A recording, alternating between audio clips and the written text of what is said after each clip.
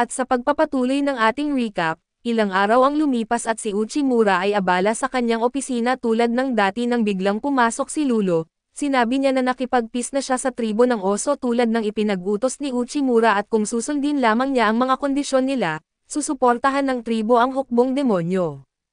Masaya si Uchimura na naging maayos ang resulta ng pakikipag-usap kay Lulo sa tribo kaso may iba pang gustong sabihin si Lulo. Narinig niya na bibigyan ng gantimpala siya dahil sa lahat ng pagsisikap nito at malapit na raw ang seremonya para dito. Sasabihin na lang niya ang iba pang detalye pagkatapos ng lunch break nito. Wala pang ideya si Uchimura kung ano ang gantimpalang matatanggap niya pero base sa pakikitungo sa kanya ng Panginoon ng mga demonyo, sigurado siyang mas maganda ito kaysa sa simpleng party at habang iniisip niya ito ay biglang pumasok si Uller sa opisina niya dala ang pagkain nila, isang bagay na palagi nilang ginagawa. Gustong-gusto niya ang pagkain kasama si Mandre pero naiinis siya dahil ang tanging pagkain sa hukbong demonyo ay ang maputlang lugaw. Naiintindihan niyang may limitasyon sa paghahatid ng pagkain para sa buong hukbo, pero sana man lang daw ay may karne siyang makakain kasama ng lugaw. Narinig ni Mandre ang reklamo ni Uchimura at agad itong nagkaroon ng solusyon at kung gusto raw niya ng karne, pupunta sila sa pinagmumulan nito at ayaw man niya ang ideya ng pangangaso para lang makakain ng karne, hindi ito ang tanging dahilan kung bakit dinala siya ni Mandre sa kagubatan. Tumanggap din kasi si Mandre ng kahilingan mula sa mga tribo ng demonyo sa paligid na patayin ang isang mahiwagang halimaw na umaatake sa kanila sa kagubatan na ito. 5 orc na ang napatay ng halimaw na ito na para kay Uchimura ay isang malaking trahedya iyon. Pero iba ang pananaw ni Mandre para sa kanya at natural lamang na kainin ng malalakas ang mahina. Sa normal na pagkakataon ay dapat ay trabaho ng tribo ng mga orc na ipagtanggol ang kanilang sarili mula sa ganitong banta. Ang halimaw na tinutukoy ay masyadong malakas para talunin ng mga orc at hindi kayang hayaan niya na mapatay ang buong tribo. Kaya pumayag siyang asikasuhin ito para sa kanila at habang naglalakad sila ay napansin ni Mandre ang ilang kabute na tumutubo sa ilalim ng isang puno. Ayon sa narinig niya ang lahat ng orc na napatay ay inatake habang namimitas ng mga kabuteng ito dahil napakahalaga ng mga ito bilang sangkap.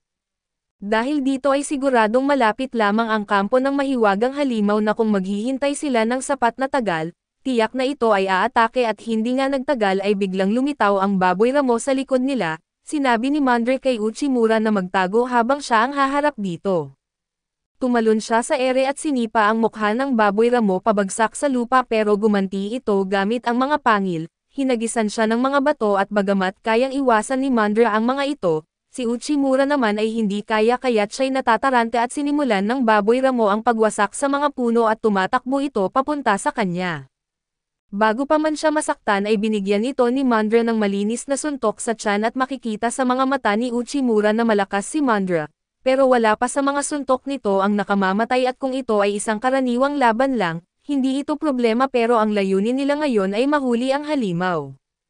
Kailangan ni Mandre ng lakas na kayang pumatay at ang baboy ramo ay may matutulis na pangil para umatake, kaya isang pagkakamali lang ni Mandre ay maaaring maging fatal at gayunpaman ang mga suntok niya ay nagdudulot lamang ng mga bagbog, kaya't kailangan niyang tapusin ito agad. Naisip ni Uchimura na kailangan ni Mandre ng sandata at tama siya na hindi sapat ang mga suntok ni Mandre para patayin ang halimaw sa kasalukuyang kondisyon niya. Pero alam niyang nagpipigil pa si Mandre at ayaw niyang gamitin ang tunay niyang lakas dahil matagal ang pag-recover mula rito, pero wala na siyang ibang paraan para mapatay ang halimaw. Muling umatake ang baboy ramo pero sa pagkakataong ito ay naharangan ni Mandre gamit ang isang kamay at kayang-kaya na niyang patayin ito gamit ang isang suntok, pero maaari nitong masira ang karne ng baboy ramo kaya't sa halip ay binuhat niya ito at binali ang leeg. Nang patay na ang baboy ramo ay sinabi ni Mandre kay Uchimura na makakakain na sila ng karne, pero sa totoo lang ay nawalan na ng gana si Uchimura na kumain at hinihila nila ang katawan ng baboy ramo papunta sa nayon ng mga orc upang ipakita sa mga taga-nayon na wala na ang halimaw. Labis na nagpapasalamat ang mga taga-nayon kay Mandre at bilib sila na nagawa niyang talunin ang halimaw ng mag-isa. Natutuwa si Mandre sa lahat ng papuri pero bukod doon ay bihirang makakuha ng ganito karami na karne, kaya inimbitahan niya ang buong nayon na pagsaluhan ang karne ng baboy ramo at masayang-masaya ang mga taga-nayon, pero hindi makapaniwala si Uchimura na okay lang sa kanila ang kumain ng baboy ramo na halos naging kapitbahay na nila kung hindi ito napatay. Lalo pang nagulat si Uchimura nang marinig niyang lulutuin ni Mandra ang karne at tinanong niya kung seryoso ba ito sa pagluluto, kaya inalok siya ni Mandra na tikman ang kanyang delikado na luto at nagsisimula ng ma-excite si Uchimura dahil parang maganda ang ipinapakita ni Mandra, pero nang tanungin niya kung paano ito lulutuin bigla na lang itong nagbato ng fireball sa karne. Ang resulta ay isang sunog na tipak ng laman at nakikita sa mukha ni Uchimura na basura ang kinalabasan. Sinabi ni Mandre kay Uchimura na tikman muna ito dahil mas masarap ito kaysa hitsura pero nang subukan niya ito, kasing sama ng hitsura ang lasa. Para bang nilagyan ng mainit na alcaitran ang kanyang bibig at mas pipiliin pa niyang magutom kaysa kumain ng ganito uli. Sinabi ni Mandre na bastos ang insultuhan ang pagluluto ng iba pero sinabi naman ni Uchimura na bastos tawaging pagluluto ang ginawa niya, habang iniinda niya ang culture shock ng pamumuhay sa bagong mundo at naramdaman niyang ito na ang sukdulan. Kaya nagtanong siya kung maaari bang siya na lang ang magluto mula ngayon at matapos lutuin ni Uchimura ang karne. Tinikman ito ni Mandra at napagtanto niyang sobrang sarap ng lasa at tinanong niya ito kung ano ang ginawa nito at ipinaliwanag niya na una, ibinabad niya ang karne sa tubig upang alisin ang dugo. Pagkatapos ay dahan-dahan niya itong inihaw upang matanggal ang sobrang taba at sa huli, isinama niya ito sa sopas upang alisin ang anumang hindi kanais-nais na amoy at inalok niya ang mga taga-nayo na turuan sila kung nais nilang matuto, at tuwang-tuwa ang mga ito sa pagiging maalalahanin ni Uchimura na isa sa mga general ng mga demonyo. Pero para kay Mandra hindi kinakailangang magturo ng pagluluto ang isang mataas na opisyal tulad ni Uchimura at sinabi niya na mali siya at dahil ang trabaho niya ay pagbutihin ang hukbong demonyo, isa sa mga mahahalagang hakbang sa pag-unlad ng anumang sibilisasyon ay ang pagpapabuti ng kanilang lutuin, natural lamang na matutong magpabuti ng lasa ang mga taong madalas kumain ng karne. Dahil sobrang bihira ang karne sa lugar na ito, walang makakayang mag-eksperimento sa pagluluto nito na sa madaling salita, ang bansang ito ay mahirap at kulang sa kaalaman. Masakit itong pakinggan pero tama si Uchimura at karamihan ng lugar dito ay tigang na kung ikukumpara sa mga nakapaligid na rehiyon, mahina talaga sila ngunit ito rin ang dahilan kung bakit kailangan nilang magsikap upang magbago ang kalagayan bilang bahagi ng Big Four.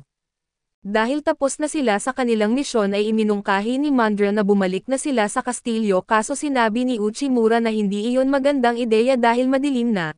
Gayunpaman ay sinabi ni Mandra na walang magiging problema dahil kaya niyang liwanagan ang daan gamit ang kanyang fireball.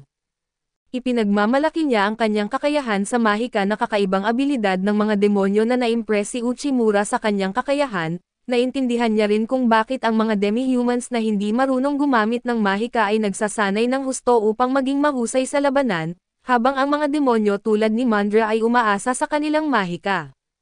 Gayunpaman sa palagay ni Dennis ay kailangan pang paghusayin ni Mandra ang kanyang teknik sa labanan at halimbawa, kahit na mas malakas ang kanyang atake kapag ginagamit niya ang kanyang tunay na kapangyarihan at nagtatransform, matagal namang bumabawi ang kanyang katawan pagkatapos nito.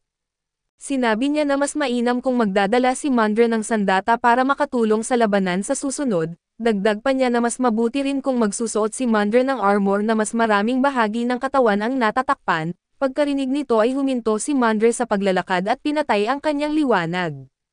Naiintindihan niyang tama si Uchimura pero ang sobrang pagtuon nito sa kahusayan ay nakakainsulto para sa kanya, sobrang galit niya kaya't ayaw na niya makasama si Uchimura at iniwan niya ito sa kagubatan at nagtataka siya kung bakit siya nagalit. Pero bago pa iyon ay alam niyang mapapahamak siya kung manatili sa kagubatan kaya tumakbo siya pabalik sa nayon ng mga orc para sa kaligtasan. Kinabukasan ay nagulat si Dennis sa Demon Lord tungkol sa kanilang misyon at binati siya ng Demon Lord dahil matagumpay nila itong natapos. Gayunpaman ay narinig niyang bumalik si Mandra noong gabi pa lang habang si Uchimura ay umabot ng kinaumagahan na inihatid ng mga orc. Tinanong ng Demon Lord kung may nangyaring masama sa pagitan nila ni Mandra at napabagsak ang loob niya at inamin niyang hindi siya karapat-dapat maging isa sa mga general ng hukbong demonyo. Sinabi ng Demon Lord na huminahon siya at ipaliwanag ang nangyari at isinalaysay niya ang lahat, napagtanto ng Demon Lord na hindi sinasadyang na-offend niya si Mandra, ngunit ang mas mahalaga ngayon ay makipag-ayos sila para sa kapakanan ng hukbong demonyo. Kaya't opisyal na iniutos ng Demon Lord kay Uchimura na humanap ng paraan upang magkakasundo sila ni Mandra, masasabing mas madaling sabihin kaysa gawin ang ayusin ang kanilang alitan. Naalala ni Uchimura kung gaano ka-proud si Mandra noong sinabi nitong ang mga demonyo lamang ang kayang gumamit ng mahika. Ngunit siguradong may mas malalim pang dahilan kaysa doon kaya't nagsimula siyang magbasa ng aklat tungkol sa kasaysayan ng mga demonyo upang maghanap ng sagot. Hindi nagtagal ay natagpuan niya ang isang bahagi na nagsasabing mahalaga ang pisikal na anyo ng isang demonyo sa kanilang kapangyarihan sa mahika. Dahil dito ay ipinagmamalaki ng mga demonyo ang kanilang mga katawan at madalas na nagsusuot ng mga damit na halos hindi nagtatakip ng katawan. Ngayon ay naiintindihan na ni Dennis kung bakit sobrang nagalit si Mandra at nang sabihin niyang mas mahusay kung magsusuot siya ng armor na mas maraming natatakpan, parang tinanggihan niya ang ipinagmamalaki ni Mandra bilang isang demonyo. Pero kahit na alam na niya ang dahilan ng galit nito ay wala pa rin siyang ideya kung paano aayusin ang kanilang relasyon, samantala sa kastilyo ay katatapos lang ni Lulo sa pagpuputol ng kahoy para sa araw na iyon at naghahanda na para sa susunod niyang gawain. Ngunit nagulat siya nang makita ang isang nakakakilabot na presensya sa kanyang harapan. Si Mandra ay labis na nagagalit at nasasaktan sa nangyari kay Uchimura at tumakbo kay Olulo at umiiyak na sinasabing ayaw na siya nito at ayaw nitong purihin ang kanyang katawan. Sa simula ay wala pang ideya si Olulo kung ano ang nangyayari pero matapos ipaliwanag ni Mandra ang nangyari, napagtanto ni Olulo kung saan nagmula ang hindi pagkakaintindihan. Ipinaliwanag niya kay Mandra na bilang tao ay ibang-iba ang mga pagpapahalaga ni Uchimura kumpara sa kanila, partikular na nang sinabi ni Olulo na hindi iniisip nito na maganda ang labis na pagpapakita ng katawan, hindi makapaniwala si Mandra at matagal na niyang inilalantad ang kanyang katawan kay Uchimura, ngunit hindi ito nagreklamo. Pinaliwanag ni Olulo na malamang ay inakala lang niya na exhibitionist si Mandra kaya hindi niya ito pinansin. Nang marinig ito ay bigla na lang napagtanto ni Mandra na kung hindi komportable si Uchimura sa kanyang mga damit, lahat ng kilos ng pagmamalasakit na ginawa niya gamit ang kanyang katawan ay malamang na naintindihan bilang kakaibang pag-uugali. Sobrang napapahiya at nagalit siya sa sarili kaya sinimulan niyang inihampas ang kanyang mukha sa sahig. Nagmakaawa si Olulo na itigil ito ni Mandra dahil baka masira na ang sahig at humingi si Mandra ng payo kay Olulo kung ano ang dapat niyang gawin ngayon. Dahil nagalit siya kay Uchimura nang wala namang dahilan. Sinabi ni Olulo ang isang usapan nila ni Uchimura noong una siyang naging assistant nito at sinabi niya na gusto niyang manatiling tapat si Olulo sa kanyang mga hangarin, anuman ang mangyari at gusto nito na maging malaya si Olulo na magbahagi ng anumang suliranin upang magkasama nilang mahahanapan ng solusyon, kahit pa may hindi pagkakaintindihan. Sigurado si Olulo na kaya ni Mandra na makipag-ayos kay Uchimura basta't mag-usap sila ng maayos. Sa wakas ay nagkita sila ni Mandra sa hagdanan ng kastilyo at pareho silang may mahalagang sasabihin. Sinabi ni Mandra kay Uchimura na hindi siya masama at gusto lang niyang purihin ito ang kanyang katawan. Sa parehong oras ay sinabi naman ni Uchimura na sa tingin niya ay maganda ang katawan ni Mandra. Pareho silang napatigil upang unawain ang sinabi ng isa't isa dahil mukhang pareho sila ng iniisip. Humingi ng paumanhin si Uchimura kay Mandra at hindi niya alam ang tungkol sa kultura ng mga demonyo at hindi niya napagtanto na nakainsulto siya sa sinabi niya. Tinanggap ni Mandra ang paghingi ng tawad ni Uchimura at humingi rin ng paumanhin dahil hindi kasalanan niya na hindi niya alam ang kultura ng mga demonyo. Kahit nagagalit siya ay hindi niya dapat iniwan si Uchimura sa gitna ng kagubatan, halos mamatay siya dahil doon kaya't labis na siyang nakokonsensya.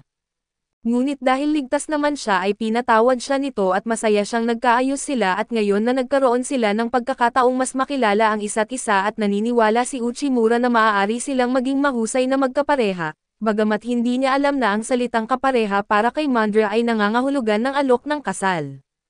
Pagkatapos ay tinipon ng Demon Lord ang lahat ng kanyang mga tauhan para sa isang espesyal na anunsyo dahil sa pakikipag-alyansa sa iba't ibang tribo. Mas naging malakas ang hukbong demonyo at ito ay dahil sa masipag na trabaho ng bago nilang general na si Uchimura. Bilang pagkilala sa kanyang mga nagawa ay inihandog ng Demon Lord kay Uchimura ang isang mahiwagang bato, lubos na pinarangalan si Dennis na makatanggap ng ganoong kahalaga na bato, pero hindi niya ito matatanggap ng mag-isa at alam niyang hindi niya magagawa ang lahat ng iyon kung wala si Mandra sa tabi niya. Kaya't lumapit siya kay Mandra at napaluhod sa isang tuhod at hiniling kay Mandra na tanggapin ang bato kasama niya. Masaya si Mandra pero kinabahan siya dahil ginawa ito ni Uchimura sa harap ng maraming tao. Hindi niya alam ito kaso sa mundong ito ay ang pagbibigay ng mahiwagang bato sa isang babae ay literal na kahulugan ng alok ng kasal. Kaya't hindi sinasadyang nag-propose si Uchimura kay Mandra sa harap ng lahat ng pinuno ng hukbong demonyo. Ang tanging dahilan kung bakit hindi agad tinanggap ni Mandra ang alok ay dahil nahihiya siya sa harap ng napakaraming tao. Kaso dito muna matatapos ang recap natin sa bagong anime na ito. Salamat sa inyong panonood hanggang sa muli.